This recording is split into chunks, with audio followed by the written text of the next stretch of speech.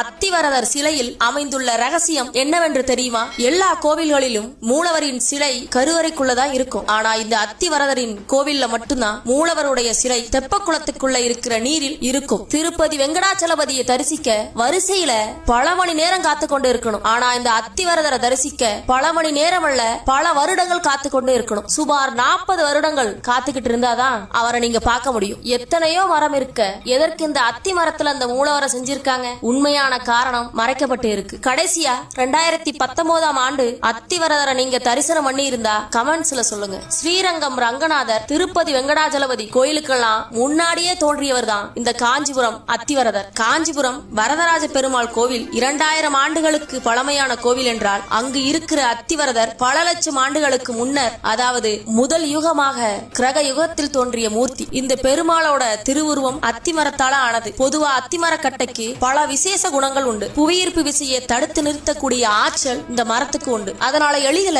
பூமியால ஈர்க்கப்படாது. மத்த மரங்களை விட அத்திமரம் தண்ணியில ஊற ஊற அதனோட பளபளப்பு அதிகமாகும். அதனால அத்திவரதர் கருங்கல்ல செஞ்ச மாதிரி இன்னைக்கும் பொலிவா இருக்காரு. சிலைய தண்ணீரிலேயே வச்சிருக்கிறதுனால அதை அழுக விடாம பாதுகாப்பா வச்சிருக்க உதவி இருக்கு. தொடர்ந்து வெளியிலே வச்சா அது இயற்கை பேரழிவுனால பாதிக்கப்படுறதுக்கும் வாய்ப்பு இருக்கு. இதில் ஒரு ஆன்மீக காரணம் அடங்கியுள்ளது. கிரக யுகத்துல பிரம்மதேவர் தான் தரிசிக்க ஒரு விஷ்ணு தேவரோட உருவம் தேவை